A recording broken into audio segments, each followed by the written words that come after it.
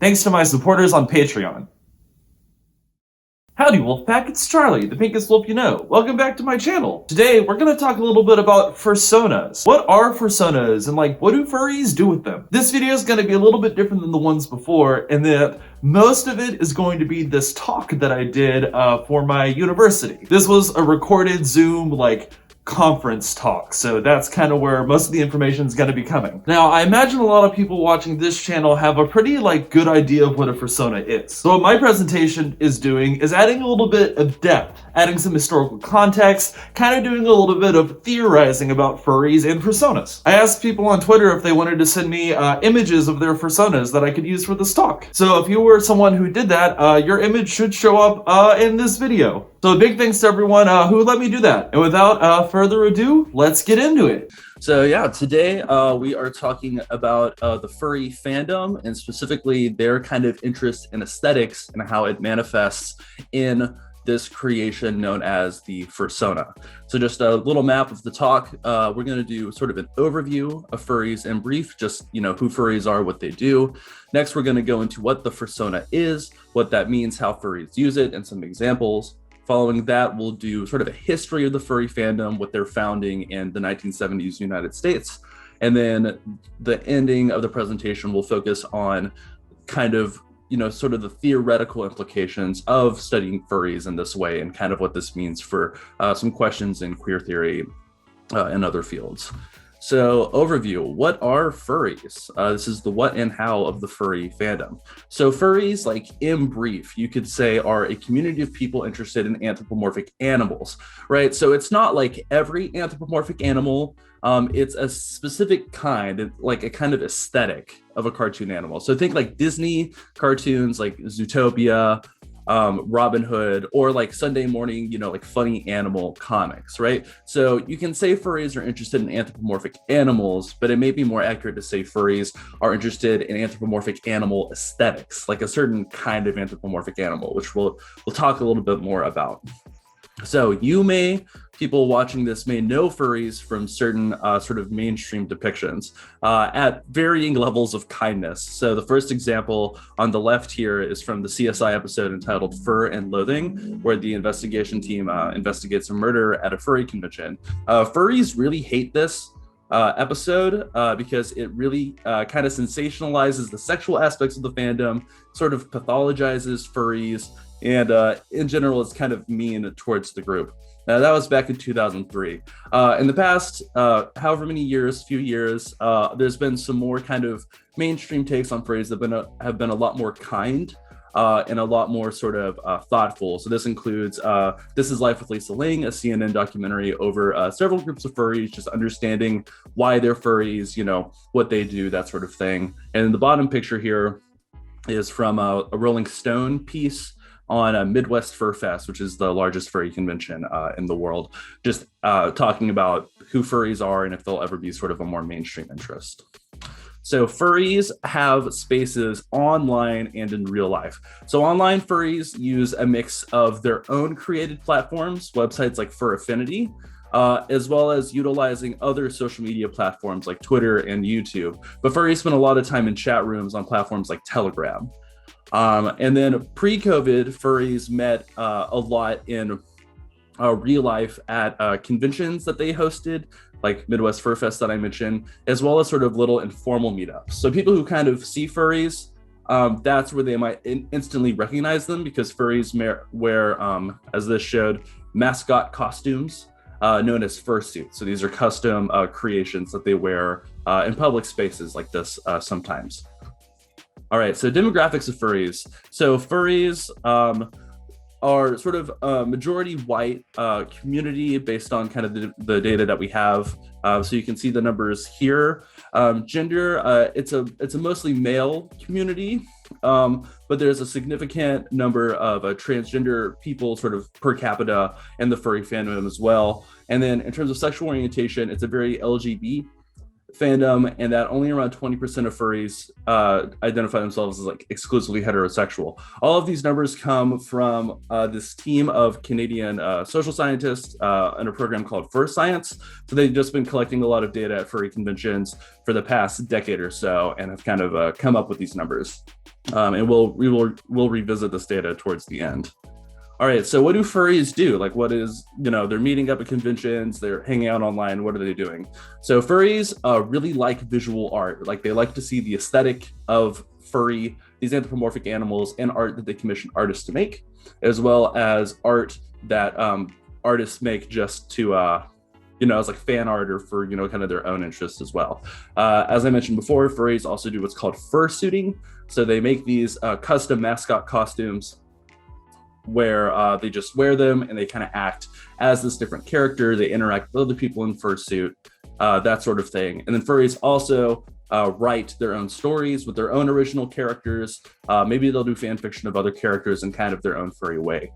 So in this way, furries make fan art, they do cosplay, and they do fan fiction. So furries are what we can consider a fandom, right? In the same way that we consider Trekkies, like a Star Trek fandom, bronies, My Little Pony, furries. If you wanted to find them as that kind of community, I think it's a very relevant label. Now, the thing that sets furries apart from other fandoms who have similar practice, who meet at kind of the same intersections and have similar niche interest, is the fursona. The fursona is a distinguishing factor of furries from other fandoms. So we will talk about the fursona, this unique feature of furries, and why it is so important. So fursona as a word, it's a portmanteau of furry and persona. So it's an alter ego, right? So you take this character, you say, okay, I think I want to be a pink wolf named Charlie. So when I'm a furry, I'm going to be Charlie in these spaces. People will call me Charlie. I'll be like, if I get like a suit, I'll like be this sort of big pink wolf, that sort of thing. So it's a furry's original character, one that you embody in furry spaces. So other people call you by that, you call yourself by that. And in this way, it's a very intimate creation. There's a lot of thought that goes into it. It gets developed over years. And, whenever you think about it, this can have some kind of transformative potential to it. And so it involves the animal for sure, because, you're like a wolf or a fox or something, but it's more like the cartoon animal. So more emphasis on the aesthetic and less on like actual animals, non-human animals. All right, so I posted on Twitter, I was like, hey, furries, I'm doing a presentation on fursonas. Do you want me to send me art if you want me to like put your art in the PowerPoint? So this is just some art that furries sent me, and I will briefly just kind of describe it. So you can get some examples of fursonas. So this is one of my friends, a commission that he got with a couple of his friends. This is a Tu Wong Fu parody. So it's all of his characters as the various drag queens from that movie, going on that road trip. So you see a dragon, a couple of canine characters. All right, so this is a furry invented species called a Sergal. So this is a species that exists in the furry world. It has its own sort of like lore to it. He's walking, he's got cargo shorts, right? You can see the kind of anthropomorphic nature of this.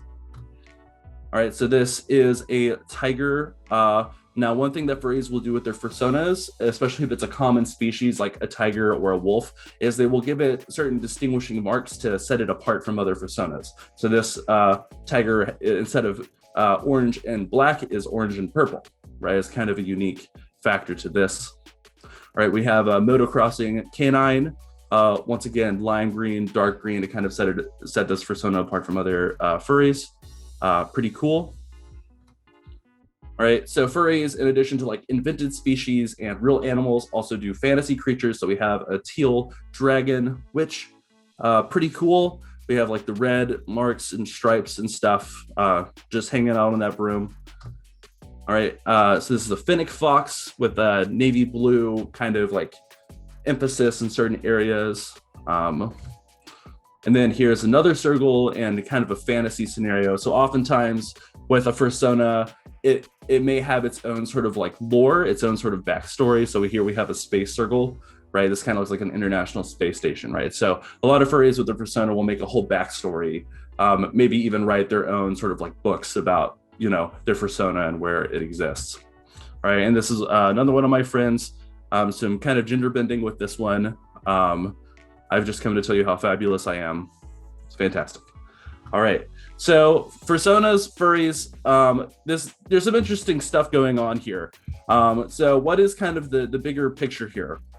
So what I'm kind of leaning into with this presentation and hoping to show y'all is that furries are a community that are predicated in aesthetic interest, but that's not like a surface level interest, right? So the aesthetic, being interested in cartoon animals, gets furries into the community, but that aesthetic interest and the expression that comes from it can be transformative. It can be something that really alters furries' lives, enhances it, that sort of thing. And this is something that we can locate in the history of furries, which is what will lead us to our next section, history of furries. So sort of situating them in the 1970s.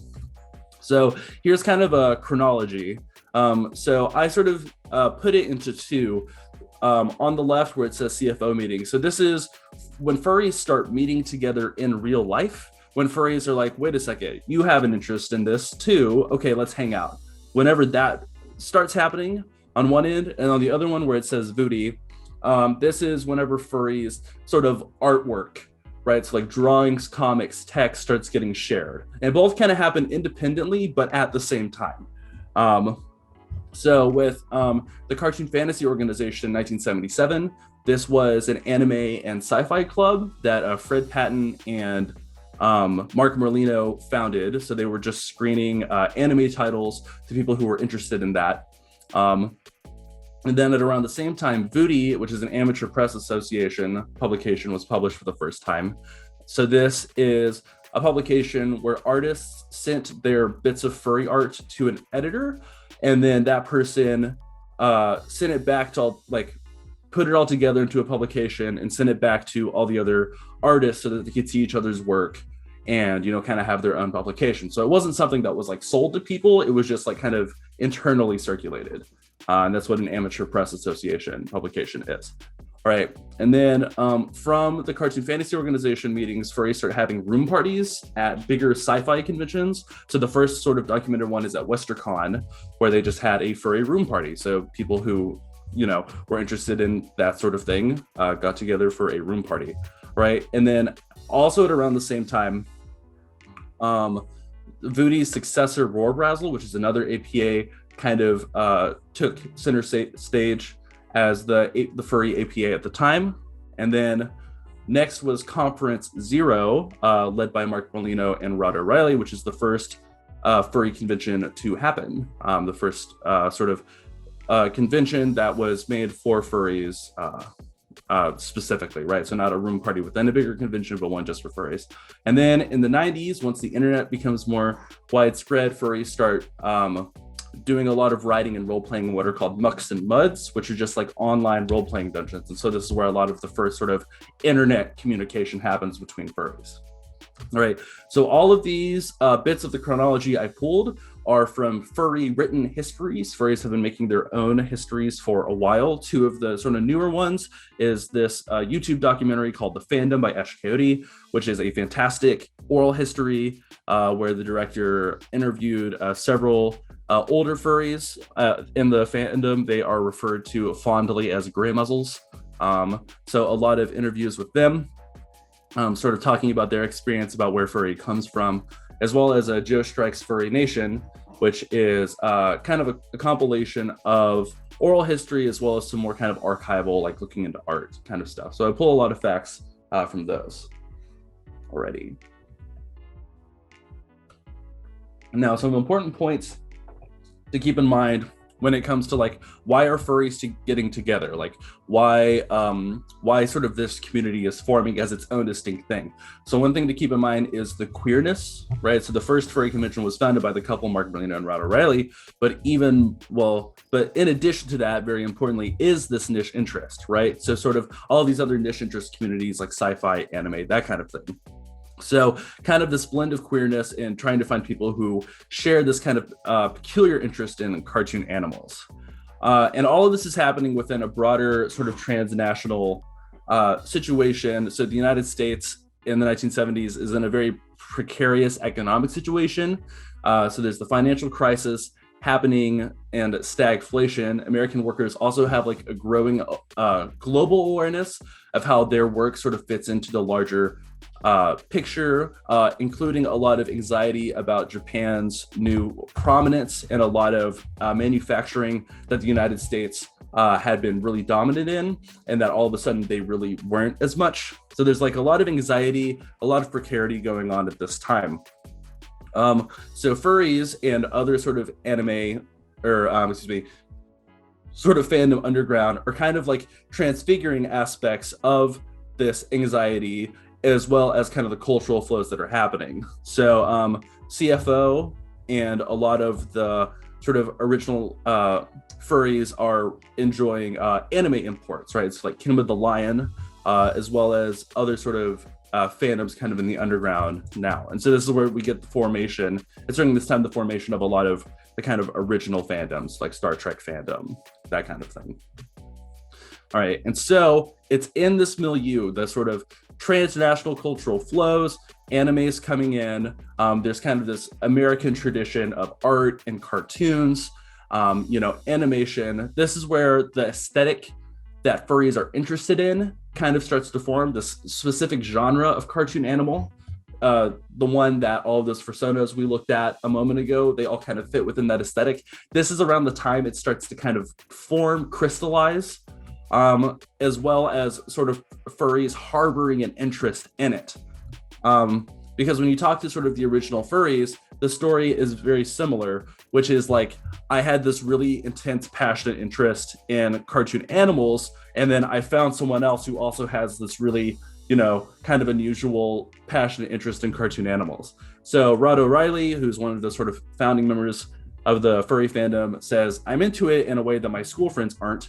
I'm into it in a way that my parents aren't. So what do? I was looking for fandom. So he's talking about his interest in the furry aesthetic and sort of these anthropomorphic animal aesthetics. And then his partner, Mark Merlino, says, I just loved animation, what it looked like, and also how it was done, right? So there's this interest in the craft and the aesthetic and the cartoons, right? And so this is where that niche interest kind of intersects with queerness as well. So here's kind of both of them, I kind of juxtaposed kind of their quotes here. So Rod states, we're kind of weirdos on the outside to the LGBT community because of the furry fandom. Both of us are geeks before anything else, right? So kind of leaning into the niche interest there. But then Mark says, we never felt like we fit in other than the sci-fi fandom connection. We went to a gay sci-fi convention and we showed them gay furry art. They just didn't get it, right? So it's kind of that last thing that's important, right? They just didn't get it, right? There's this kind of affective component to being interested in the furry aesthetic that is, hits the niche interest, the queerness, just getting it, right? Like just being into it. So the kind of bigger point here is that starting with the founding of the furry fandom in the 1970s, an interest in the furry aesthetics can be an avenue to belonging and expression, right? So like Rod O'Reilly said, I was looking for fandom, right? Like he was looking for a community of people who kind of shared this kind of, intersection of identity and niche interest, right? And in this way, this interest in aesthetics can also be a transformative experience as well.